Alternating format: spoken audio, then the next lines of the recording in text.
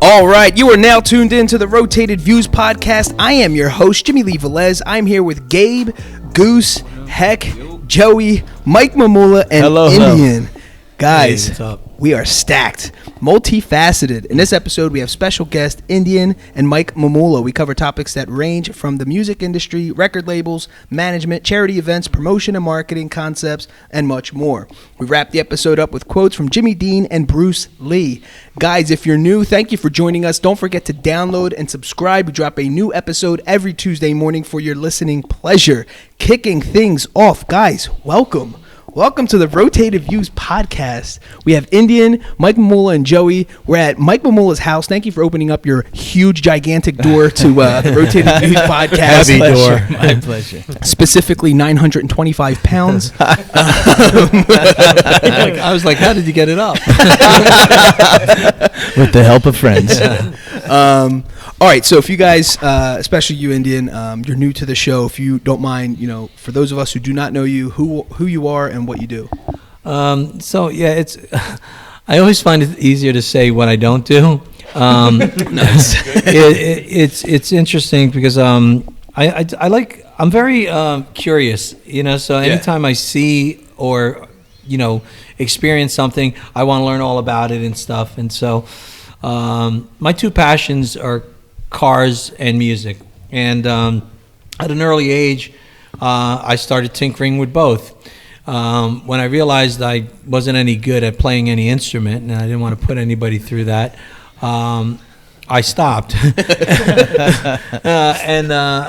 But I just big music fan and loved music, and I was always interested in how it was produced, and so I decided I wanted to, be part of that. And so I started out booking bands early on, and then I had an opportunity to go intern at a record label, and eventually got hired there, which usually doesn't happen. But nice. And so I did a stint at this label of 6.5 years, got, something like 7 promotions and stuff. Wow. And I got it was a lot of fun, learned a lot.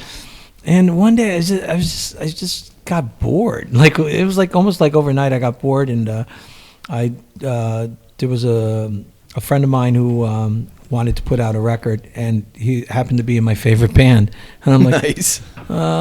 What do you need? And he needed some money. I sent him some money, and I decided to start a label, and I started Gig Records back in late 1998, and realized, wow, it's very expensive to promote records. Yeah. So I started a marketing company. It's like everything I do is almost by default or mistake. Sure. And so I started a marketing company, and I had this crazy idea. I was going to do marketing for other record labels and promote my records on the backs, dovetail it on their records. So right. I'd be out promoting my records while I was on a Coldplay tour or Papa Roach tour, or How'd you come up with that?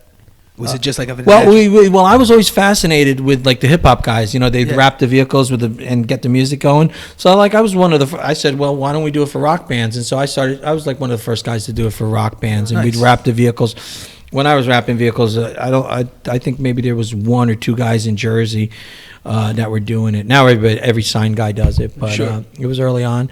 And then I decided to move that up and start building vehicles. So I built a monster truck for Kiss, and done all kinds of. I've built a mini Hall of Fame museum for the NFL. I've done a couple of vehicles for Dancing with the Stars. Ghostbusters. Yeah.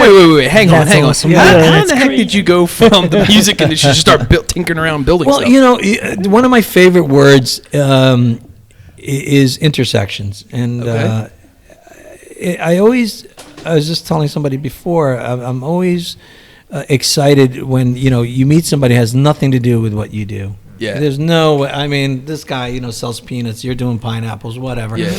And then all of a sudden, you find that intersection, and that's magic. You know what I mean? Yeah. So that's how it happens. Like I said, everything happens by mistake or default, but so I started building these vehicles, and just recently I had the opportunity hop around the country buying old hearses, and I built 7 of those Ghostbuster cars for Sony Lift. They did this promotion and through this agency called Cunning, and they hired me to build these things. I always get called when it's like Mission Impossible, you know what I mean? Like, oh, we only have 3 weeks to do this, so who can do this? Oh, that Indian guy can probably do it. So they'll hire me. Yeah. And meanwhile, I'm Hashtag jumping that on planes. Indian guy. I'm jumping on planes, you know, driving them back from like Kansas City and stuff. And, you know, so anytime we get to, you know, cross promote music and cars, I'm in heaven, right? So like anytime we can get to do that stuff. So speaking of intersections, obviously you're friends with Mike Mumola. How did that intersection happen? And hopefully it wasn't a crash. Oddly enough, it was through like a car thing, right? So I'm a member of the Manhattan Classic Car Club, and Mike and I have a mutual friend, and sometimes how you just click with somebody, and I clicked with Mike from the first day I met him. I mean, just great dude, and it was I don't know, we just hit it off from the first day, so it was really cool. It's been a year now, right? Just about a year now. Been about a year, yeah, and it's been a pretty wild, exciting,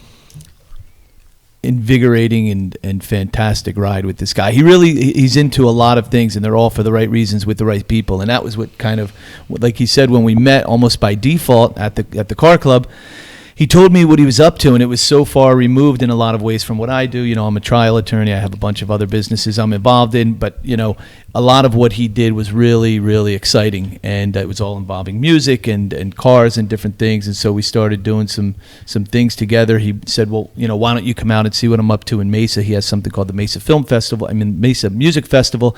He's going to be doing the Mesa Film Festival, and he told me about the Jersey Shore Music Festival along with some other things, and it's been a wild ride putting some things together, and it's really exciting. Yeah, It's awesome. yeah. So Mike has a shirt on right now, right? Yeah. Mesa Sessions. Mesa Sessions. Yeah. What's this all about? I just get these like I have these like crazy wild ideas, and then I find the need to bring them to fruition. So I've been doing the Mesa Music Festival for the past 4 years, and the city is older than Phoenix. It's been there since the old late 1800s, and they're searching for. I think they're looking for a new identity, and so I have this crazy idea about making Mesa the next big music city, like Memphis or Nashville. Very cool. Yeah, and so like I started doing this music festival there, and it's really taken off. And I mean, it's the largest by default, the largest emerging artist festival in Arizona. And we get bands could drive 3,000 miles to come to this thing. It's really incredible. And, it's kind of like what South by Southwest was in the beginning, and that's how what I wanted it to create.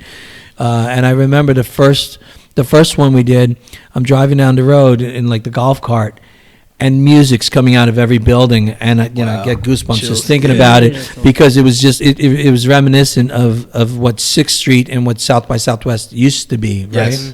And so we're continuing to build it, and we're getting a lot of media attention and stuff. And the cool thing about it, it's really one of a kind. There's no other one like it, because every aspect of it is free.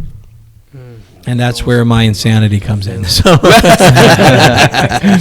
to go back to some of what he was talking about, the Mesa Sessions is an idea spin-off of that Indian has, where we're now in the process of putting together. Do you want to tell him what's going on and leave it for surprise? Little teaser? So it's kind of like... A little teaser for the Rotative Views podcast. This is actually an exclusive, I think. It's not fully baked yet, but we're in the process of talking to some people and creating a... kind of like, a music show with like interview music show, kind of like in the vein of Austin City Limits, that type of vibe. Yeah. And it's going to be we have this beautiful amphitheater in Mesa called the Mesa Amphitheater, and it's just stellar. It's a concrete shed with a grassy knoll, and it's a stunning place. And we had Henry Rollins as a keynote speaker. And Bob Gruen last year, and it was just amazing. And so again, one of my Bibles is the click moment. Yeah. And so it clicked for me. I said, this is the place, and we have to do it. So another one to. So Mesa Sessions, Mesa Music Festival, and Jersey Shore Music Festival are three of the things on the front burners now with this guy, and they're all really exciting, and I'm really happy to be a part of all of them. Thanks, man. Yeah. So the sessions, is it more just artists or bands come up and kind of promote their music and do it live, or how's that work? No, it'll probably be more established artists, you know, simply because so the math would work, and also to attract networks, because we would shop it to a network. And we have some great producers who would, you know, get behind it and stuff. And we already have the players in place. It's just figuring out, you know, schedule and logistics, and we can put it together. So, but it's gonna be tight. Yeah. So is there a specific like genre that you have, or is it just kind of all over? No, you know, I mean, there's a couple of bands on the short list. Like, don't want to mention them because I don't want to jinx it. But let's not jinx it. No, we have a lot of really, I mean, stellar bands. I mean, that's the one thing. I mean, music's my life, and so I mean, I have a weird way of getting people to come do my stuff. That's the one thing that was really intriguing to me about Indian when I met him. You know, you meet everybody in life who says I could do this and I could do that, and they promise the world they could. Yeah. He's one guy where I really, everything he's said, it's happened. Where he says, I'm going to get so and so, jump on a call with me on Thursday at 4 p.m. and so and so is there. That's, you know, wow. So and so is like an A-lister, right? And come to Mesa with me. I want it to happen. Yeah, like for example, when he said come to Mesa for the first time, I want you to come out there and see what I'm up to, and you know, I want you to see the backing we have from the city and the administration. And I went out there, and when I tell you, I walked into the city the city administration building, and people were tripping over themselves to get to him. Everybody from the staff, the receptionist, to come out and give him a giant hug. Indian, oh my, thank you for everything. Awesome. To the mayor, tripping over to get and just showing up. And everywhere you go with this guy, it's that kind of a response, which is really cool. That's awesome. Yeah.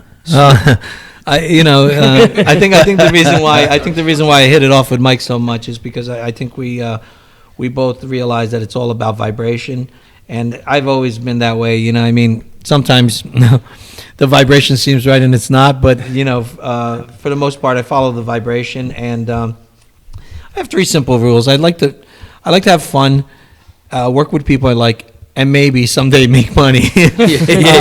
But it's to me, it's all about the people and, you know, who you surround yourself with. And I'm really glad that Mike and I have been working on some stuff together. It's really exciting. That's cool. Okay. Yeah. So I see, you know, while we walked into Mike's house, we have a spiritual teacher. This guy got beads on. You got a really cool goatee going on. Talking about vibrations and frequencies.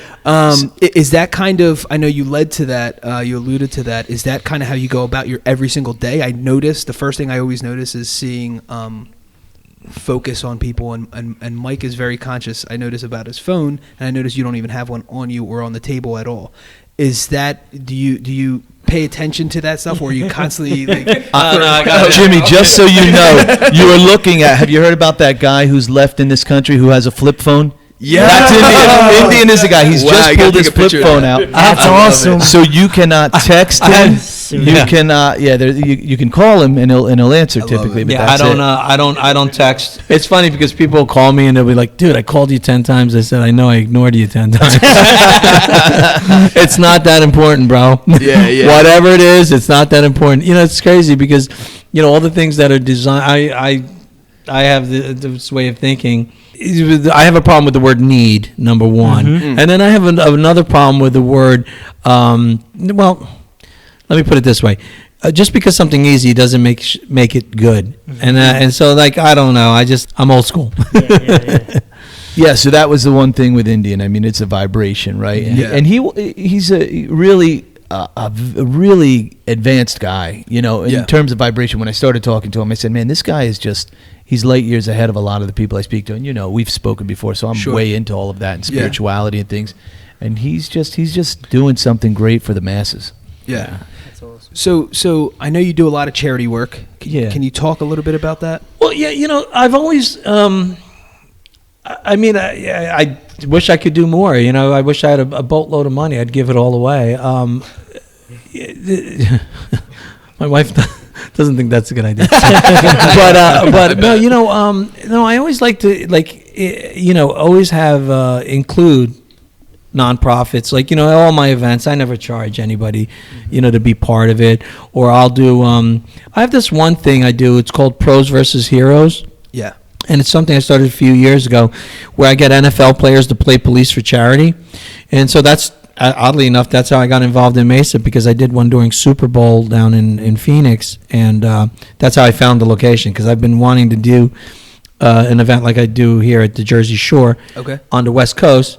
Obviously the first obvious places, like San Diego, LA, and that sort of thing. And then I was in Phoenix and drove through downtown Mesa, and again had the click moment. And I was like, this is the place. And so, the Pros vs. Heroes, every year we do one in July, and it's to benefit the Toms River Police Foundation. Nice. And they always raise a couple of dollars, and and it's they raise a lot of awareness. And I've done stuff with Habitat for Humanity and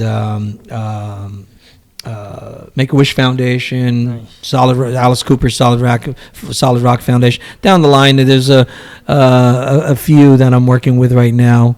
I'm a lot of suicide prevention, nice. And I always try to include it in everything I do. Definitely. Yeah, one of the things I wanted to add to is with regard to these festivals, whether it's Mesa or in this case, we were talking a little bit about the Jersey Shore Music Festival. It is free, and so it's a great opportunity for people to come out, and it's not just music. I mean, and it's a tremendous amount of music. It's over 200 emerging artists, right? 200 bands over the period of a day. 2 days. Well, it's just 2 days about total, that, but. Yeah, that come out, and you're talking about 20 to 30,000 people. So if there are people out there listening in or around New Jersey or the tri-state area that want an opportunity to sponsor or have some visibility for something like this, it's a really great opportunity to do that. Yeah, thanks. Yeah, the Jersey Shore Festival, the thing that really, the thing I love the most about it is that, you get bands from all different areas, and they drive from, Lawrence, Kansas, everywhere. Wow. Some come in from other countries, and it's really interesting to see them connect, and then the next year they're touring together, they're gig swapping. That's awesome. Or they're recording together, they're working, they're collaborating, and that's what gets me going. You had somebody signed by Randy Jackson, didn't you? Yeah, well, at last year at the Mesa Festival, we had Randy Jackson was our keynote. Well, not last year, the year before, we had Randy Jackson was our keynote speaker. Actually signed somebody to a management deal, but then I'll have somebody like a Jordy Gillespie or like a Jay Baumgartner, massive people in the music business, and next year you see a band that was at the event working with these dudes. Wow. And it's huge. It's incredible. Yeah. So can you explain a little bit more the Jersey Shore Festival? Yeah. Where is this located at? When is it going down? Yeah. So this is our 12th year, and wow. I started it. It used to be called the Seaside Music Festival, and then the year Sandy hit. And there was all that weirdness with that that Jersey Shore Festival, Jersey Shore show. Mm-hmm. Yeah. And I was like, it bothered me a little bit, because I always thought they hijacked the name, and everybody was giving it. I remember being on an NFL. I did an NFL tour when I built that Hall of Fame thing. And it's going around the country, and people are I'd mention it, and people be like, oh yeah, the Jersey Shore, and they're making fun of it, and I'm like, that's not right. And so we decided to rebrand it and call it the Jersey Shore Festival, and the tagline was, come experience the real Jersey Shore. Nice. And so that's why I changed the name right after Sandy, and we did it right after, and it was one of the first big events right after Sandy, and it's just it was really magical, because even though the town was still upside down, yeah, it was cool that you were still getting people together, and it was a cool experience. So anyway, it happens May. It's always the weekend before Memorial Day. Mm-hmm. It's always been 3 days. This year I'm cutting it back to 2. And it's just because May 17th and 18th. Yeah, May 17th and 18th, and it's Seaside. on Seaside Heights, and it's in various bars and venues, and we'll do free monster truck rides. We'll have those big kites flying. We have a rugby BMX. tournament. Yeah, BMX stunt show. Yeah, we try to add other elements so that, attract other people, make it family friendly. So it's basically a 1.5 mile takeover of Seaside Heights and the beach and the street ends and things, Yeah. with music and pop-ups and entertainment for Yeah, everybody. vendors and food trucks and that sort of thing.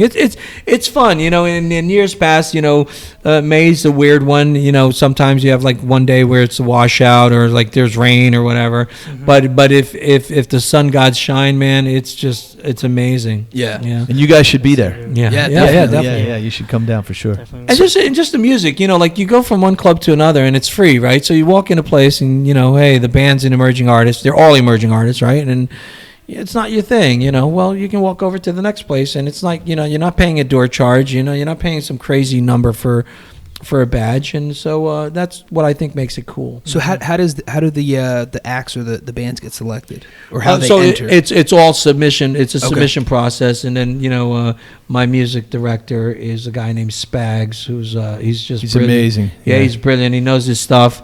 He just knows what will work for that venue. No, well, he just knows whether the band's ready or not. Oh, gotcha. And that's a part of it, right? So It's like, huge.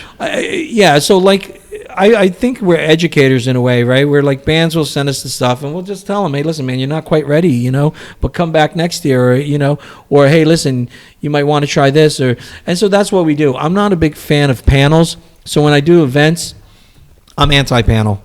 Don't like it. Yeah. and because I've been to panels and I've been on panels where it's like you end up leaving more confused than you did when you got there.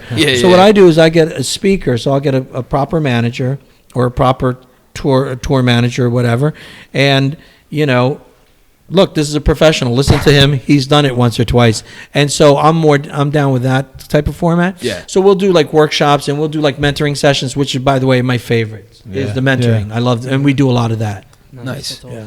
Nice. So a family walks in, right? They have the Monster Jam stuff going on. Yeah. It's not the Kiss one you built, right? No.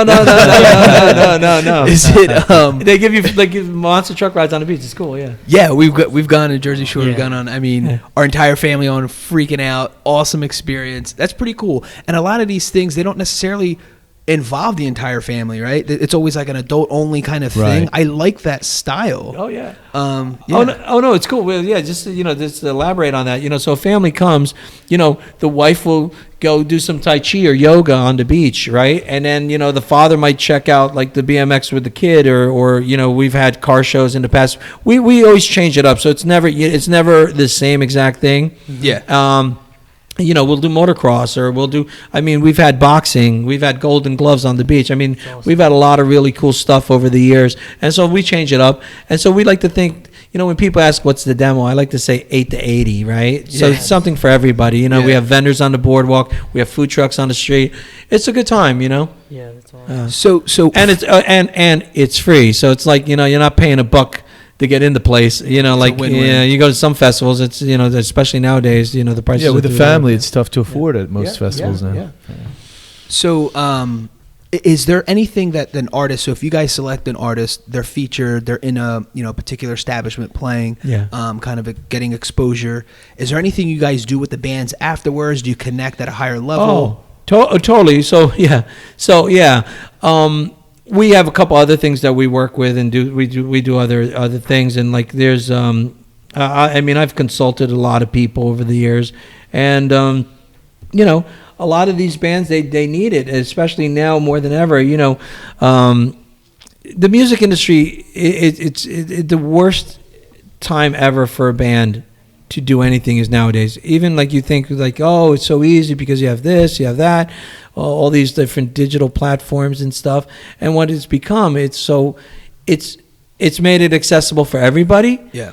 Which, people used to curse out the record labels and stuff, like they were the big evils, but they were gatekeepers, right? And they would, keep them separated, if you will. Yeah. And so there's not much of that anymore. So like when people say to me, oh, well, I remember when MySpace came around and everybody's, oh, MySpace is a great place to find music. I'm like, really?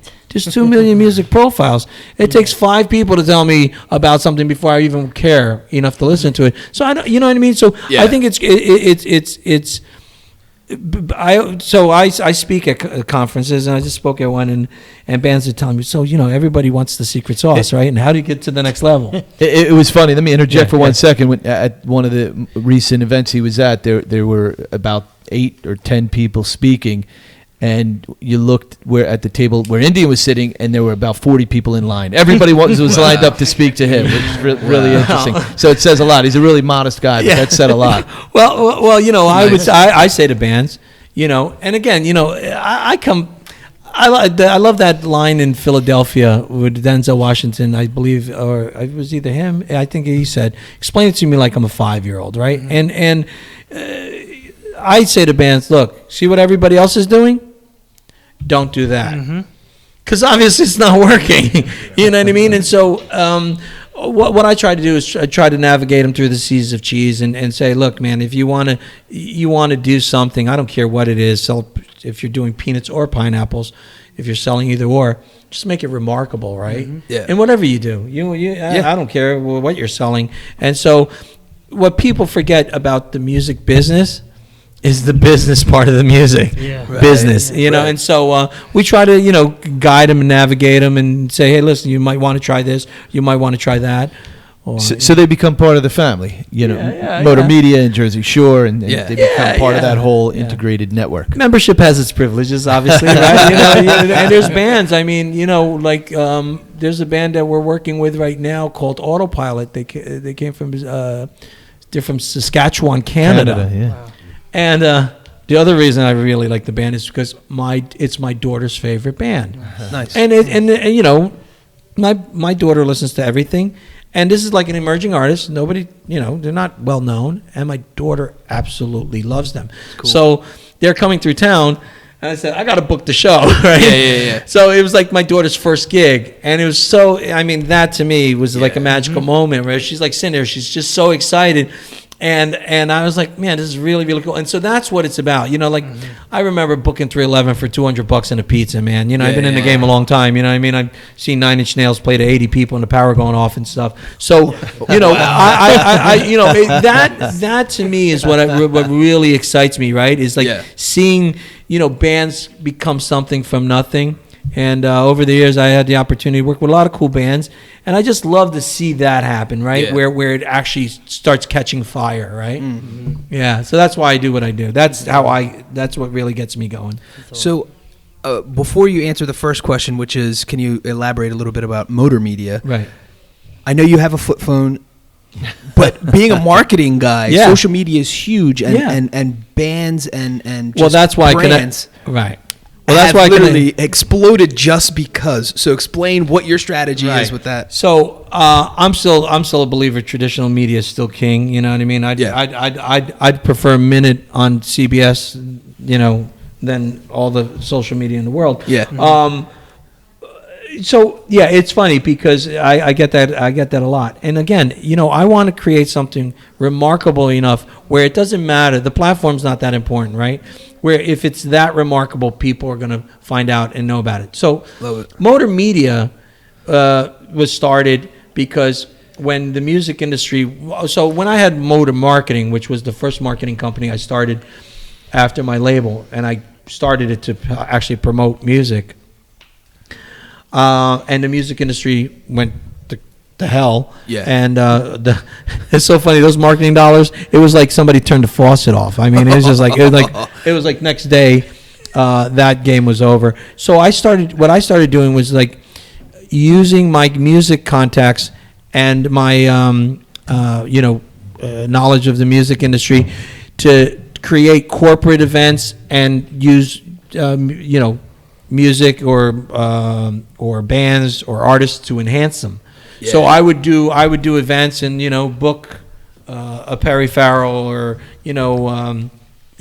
Chris Renner from Nine Inch Nails to do a DJ set or whatever, and everybody was like kind of like fascinated, but like, wow, this guy's onto something. And so I'll just share it with you. You know, I thought it was pure genius, right? Where you now control the game, right? Where you're saying, okay, I'm going to book a national act, right? And you're going to open for them, you, my friend, the emerging artist, and you're going to get paid $3,000. That doesn't happen. So you know, it's. I've always looked at stuff, and again, everything I've ever done, I've always looked at it and looked at it like, okay, you know, well, everybody else is doing it. Well, I'm not everybody else, and it's to a degree, it's worked for me, and I get what you're saying. You know, everybody's down with the social media and everything. I just can't be asked or bothered. I mean, I find it quite boring and dull, to be quite honest. Yeah. I just don't care. You know, I don't care what you had for breakfast. I don't care where you're at. I care where I'm at. I care where my peoples are at, where my friends are at, and I'm in contact with them with my, you know. And if I had to put a quarter in the phone, like when I was a kid, I would put a quarter in the phone. You know, I remember those days. You know, I'm 52. Yeah. So we have Joey here at the table as well, Dolce Vita Media.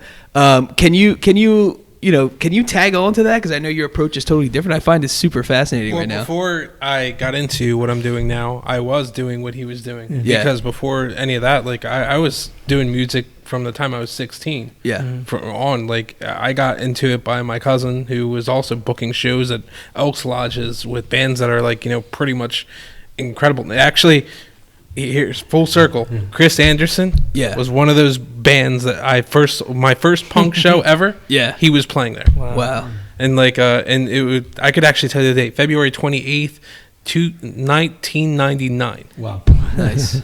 So but I was doing it traditionally that way. But when internet started to creep up on doing promotion, like it was the Motorola flip phone by AT&T. It was like that had the first digital thing where you were able to email and stuff from the phone. I created screensavers and wallpapers for local bands. And I was charging them $100 a pop for like, you know, getting those things out. Cool. And I started that way. That started that end. I started managing from there. But I understand what he's saying. But now, like, bands, businesses, and everything. Businesses especially, that's who I cater to a lot. Festivals is where I cater to a lot. Like, one of my clients is a film. How else are you going to get the exposure that they're looking for without that? Like, so it's all depends what your niche is and where you're going. Mine happened to be with social media, but I still do the traditional stuff. I still do the here, let me call this guy, let me reach out to him. Politics nowadays, it's the same thing. They don't have the marketing stream and social media as they used to. When I introduced social media to Trenton for the politics end of it, it exploded. Now everyone's doing it. But guess what they're not doing? Hand to hand, knocking on doors like they used to, which now that's what won the last two elections. Oh, and by the way, I'm not anti this stuff. I just don't do it because I'm not interested in learning or any of that, so I don't care. But I do believe it's important, and it's like anything else. It's a tool in the toolbox, right? I mean, and I get it. I just don't do it. You know what I mean? That's just who I am. So, and just to kind of do that, how I met Indian was at a music festival where he brought someone. He brought Matt Pinfield. He brought a whole bunch of people out to do this music festival, panels and so forth. And how did I meet Indian? I knocked on his door. Yeah, that's too funny. Yeah, that's so funny. When how we reconnected is pretty interesting. Yeah, no, again, it's like I don't care how you do it, right? You just got to do it, right? And that's what I try to tell people, right? So what was something from the Mesa music festival that you brought to the Jersey Shore festival? How are you utilizing, the lessons learned? Right. Well, yeah, you do that all the time, right? Yeah. And I always say, like 5 years from now, the event still won't be perfect. You know what I mean? Because you'll have armchair quarterbacks, and somebody will be like, oh well, that and this and that. Yeah. And those are the people who do that don't do anything actually, but they'll tell you how to do it. Right. No, you learn a lot, and that's the whole thing. The day I stopped learning, I might as well be dead. I don't, that's what life's all about, right? Just, I want to learn about everything and new things and different things. And so anytime I do experience something or I see something working, I'm like, wow, you know what? I take a mental note and I'll apply it elsewhere. Yeah. Nice. I do that all the time, man. Okay. Yeah. I'm about to take Indian right back. Yeah. You remember the Skate and Surf Music Festival in Asbury Park? Yeah. So there was this T-shirt that I believe you were peddling, and there was like a bunch of gas station things. Yeah, with ghetto gear. Yeah. I was wearing that shirt when I met and knocked on the door. He was like, "Where'd you get that shirt?" Yeah. Right. Well, yeah. Those first skating surf. So I did all the BMX and the ramps and stuff because I was like I worked with that cat for a while. Yeah. And those were interesting days. So let me ask you, what's your motivation? Man, I mean, again, like I said, I want to do cool stuff and work with cool people. That's my main mission. Yeah. And are we cool? Oh, you guys are mad cool, man. Mad cool. You got the gear. You got the bracelets too. No, these guys have it going on. I dig what you're all about, and I'm really excited that you asked me to be on. I think what you're doing is really, really cool, and I love the message of your number one sponsor here, Blessed. I think it's brilliant. I love it. So yeah, man. So Mike, let me extend that to you. What's your motivation? Fulfillment for whoever's involved in whatever they're doing, and this guy just inspires me on it. Every time I speak to him, he's got a new idea, right? Yeah. And that's what life is about. I think so many people get caught up in just the monotony of life and forgetting about why we're here. And this guy just breathes excitement into life every day. He's like, "How about we do this? What about this? There's a band from here or there," and you're just like, "Man, that's what this is about." Yeah. So the excitement and the fulfillment of life. It is like when we do the events, right, it's a lot of hard work, and I've done everything from mop the floors to Sure, whatever. Power washing the sidewalk. There was a moment yeah, to throw a shout out to our guy Dave Hernandez from Lotus 823, and he makes a joke. He was in Mesa with us, and we have 10,000 people walking by, and Indian had just met Dave Hernandez. And there's 10,000 people going past. There's bands on each corner and popping up. And Indian kind of leans over to Dave and he says, "You like the way the sidewalk looks?" And Hernandez says, "Yeah, it looks good." Why? He goes, "Yeah, I power washed it this morning." Yeah. So whatever, pride there. Yeah, whatever it takes, right? Yeah. It's like I'm the way I was raised is like it's work ethic. Do what needs to be done, right? Exactly. To do it right. Yeah. Totally. So what about maybe you can shed some light? What did something you can I don't know, something happened in your childhood that you think led to your current success? Well, the childhood was really weird. So I'm Portuguese, and my parents came over from Portugal. I came over, I was 13 months old, and I was raised in Newark, New Jersey, and it was really thank God they were Catholic, because otherwise I wouldn't be here. I think my mom was 48 when she had me. So I'm straight up mistake, bro. But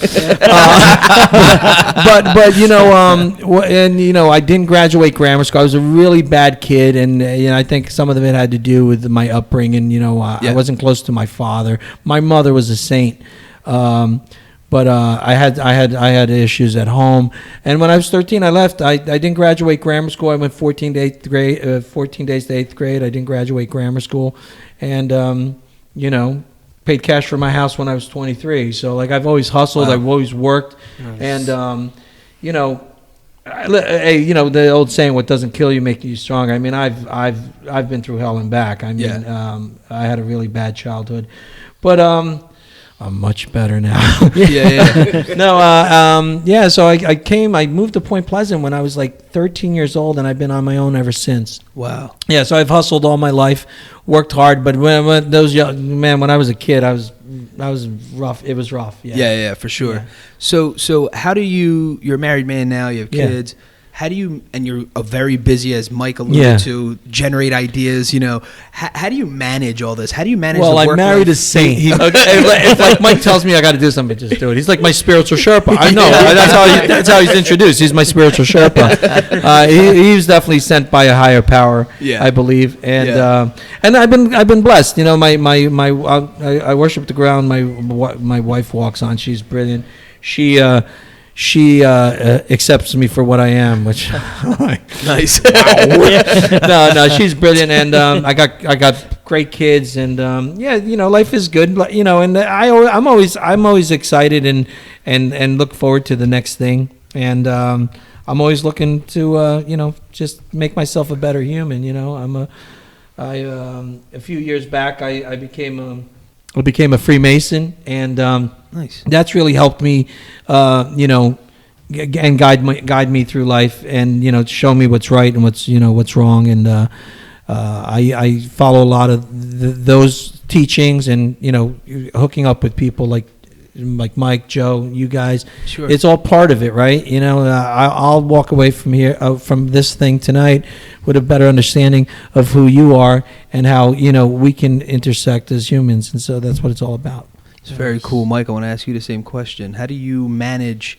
I mean, again, thank you for opening your doors here, but you're incorporating what you're doing, introducing us to new people. Joe, you do the same thing. How do you manage all this? There's a lot going on. Yeah, so this is a technique I learned from, I believe in mentors and coaches, right? I coach people, I mentor, I consult businesses and things, but this is one of the very valuable techniques I learned from my mentor, and it's to become a student of your calendar.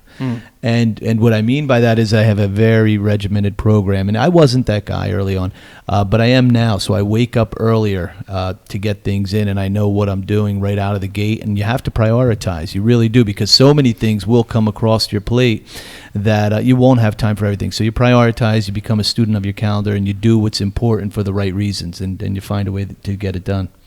Love it. Joe? It's weird. Like, I have a passion. It's just like this weird feeling that comes over me when I'm able to connect people who, normally wouldn't meet or don't even know who each other are or what they're capable of doing. And it's something that like actually makes me feel good. Like for years I've done it. Like that's how I've kind of excelled in the music industry. That's how I kind of one thing led to another, and here we are today at this table. Right. So it's something that even when we talk, something just by connecting the dots, or even tagging you, when I tagged you to say you need to meet Mike Mumola, or you two would kick it off real well. You two and you and Chris Anderson will kick it off real well. Yeah, we have to get Indian on the show. Things like that nature, that. That's amazing to me. I get goosebumps just thinking about stuff like that. And if I can bring people together and they can make something positive, not all relationships work out. Sure. But if we can get something positive going and make the world better than where we currently are today, that's awesome for me. Mm-hmm. Love it. All right, so how about you, Jimmy? Because you are a busy man, so tell us how you do it, because you obviously do a great job at it. Turning the tables on here. I just wing it. No, I'm only kidding. No, it's kind of the same approach. Yeah. Get up early, live by my calendar, knock things out, understand who I'm hanging out with, don't waste my time. That's it. Yeah, I mean, I'm a family guy, so that comes first. These guys know they're kind of waiting around because I'm helping coaching my son in T-ball, and I'm running out. That's great. You know what I mean? Jump in a truck and haul butt over here. You know what I mean? Nice. But I think it's just the balance of everything. You have to incorporate that. You have to go to, like we did yesterday, go to the movie theater and watch Dumbo with your kids. You know what I mean? Because there's a lot of craziness. And by the way, I want to thank all of you guys. We spoke previously about a benefit of cancer, benefit that we were doing, and you guys all came out and had a great time, so thank you for the support. That meant a lot. So absolutely, really, you guys, you walk the walk, that's for sure. So absolutely.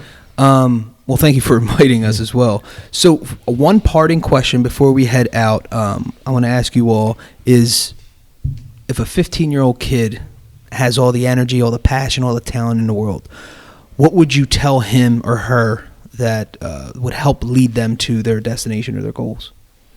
Oof. Now you're getting deep, man. Hey, man, I don't know. I look at it this way. I think the main rule is the golden one, right? Do unto others as you'd like to be done. As you like to be treated. Treat others the way you like to be treated. Definitely. And I mean, respect people. Respect. I'm a big fan of respect, right? And you respect people no matter who they are, where they come from, what they do, what they are, and don't get too hung up on titles. And I think people get. I mean, I remember when I was a kid. Hey, everybody had their differences, and you did what you had to do, and at the end of the day, it got done. Yeah. Nowadays, it's like everybody's sensitive, and everybody, you're offending somebody, or somebody's offending you. It's like, get on with it, and instead of talking about it, do it. Love it. Yeah. Mike. Yeah, I would say follow your bliss.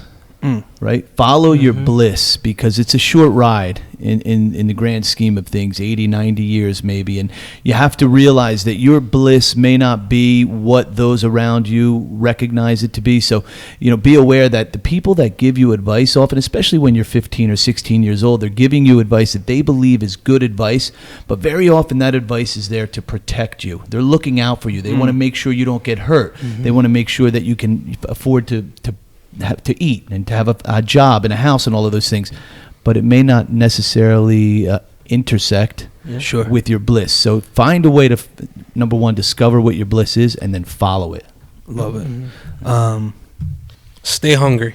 Yeah. And don't limit what your appetite can be or could be. There's so much stuff out there that you should be able to try, but don't let anyone limit what you can and cannot do. Don't take disdain, or don't let anyone put you down. Just keep doing what you think you can do. There is more than one way to do one thing. Find your niche, go do it. Stay hungry while doing it. Love it. Is there? I know you have a flip phone, but I don't know if any plugs you want to give, any websites, anything you guys want to promote. All in a row. Yeah, no, look, the Jersey Shore Festival is coming up in May, and it's actually a good time, and I just I just love to see people having a good time. So, if you'd like to come out, it's JerseyShoreFestival.com is that one, and then we're working on the Mesa Music Festival, doing the Mesa Film Festival, and I'm really super excited about that. Nice. Just came off a really good weekend. I was up at the Garden State Film Festival, and one of my partners, one of the people who were working with me on the film festival, she did a sweep. Mike, we saw the film on Friday. Yeah. It was a really, really good film. I was blown away. And so I think that's going to be the next chapter in my life, doing a lot of TV and film stuff. Cool. Might be another podcast with you guys, too, if you want us back. Absolutely. So the film thing I'm really stoked about. And, I worked on a couple of films, and we're working on a couple of TV projects right now. And that's another thing. But that's the stuff's not baked yet, so I don't even want to talk about it. But, there's a lot of cool stuff on the horizon. Very cool. Yeah, so for me, as an attorney, like I said, we have a full-service firm throughout New Jersey, kmhlawyers.com. Mike Mumola, you could find me all over social media because I do help with the social media with Indian and things. I'm that other That's really wise, my intersection. friend. You're right. So on social media for me as a coach or a mentor, but as an attorney, our law firm, obviously, and that's essentially it. Love it. Well, Dolce Vita Media has its hands in a lot of different things, obviously. People should check out the Jersey Shore Music Festival. One of my clients is a director named Ricardo Lorenzo. He'll be dropping a movie filming this summer called An Unlikely Story. It's basically supposed to raise awareness about mental health. Then there's it's a dark comedy that it's supposed to raise awareness about mental health. And we're having him on the show as well. And also... coming up this fall will be the Central Jersey Beer and Wine Festival, which is another one of my projects, and that should be an amazing time. We usually get at least about 6,000 people out there, 170 different varieties, and 70 different vendors, could be more, and food vendors, food trucks. One of my favorite is the Argentinian barbecue. I can't wait for that. So make me hungry.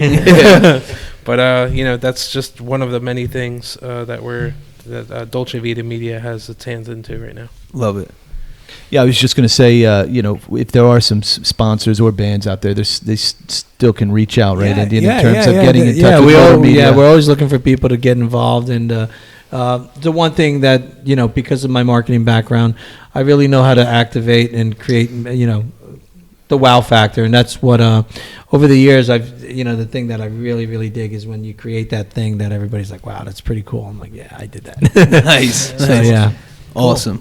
All right, so there you have it, folks. We like to wrap up our show with quotes, and the first one is by Bruce Lee. Always be yourself. Express yourself. Have faith in yourself. Do not go out and look for a successful personality and duplicate it. And the second one by Jimmy Dean. I can't change the direction of the wind, but I can adjust my sails to always reach my destination. So there you have it, folks. Multifaceted. In this episode, we have special guest Indian, Mike Mumola, and Joey Domenic. We cover topics that range from music industry, record labels, management, charity events, promotion and marketing concepts, and much more. We wrap the episode up with quotes from Jimmy Dean and Bruce Lee. Awesome.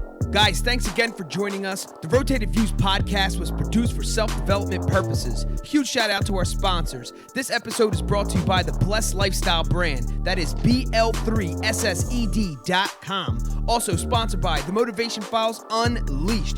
This motivational mixtape will be your fuel for success. Available on all platforms. Guys, don't forget to visit the website, JimmyleeVelez.com. Follow us on Facebook and Instagram at Rotated Views. If you have any inquiries or questions, email us at info@JimmyleeVelez.com. On behalf of myself and the rest of the crew, we wish you massive success. Stay blessed.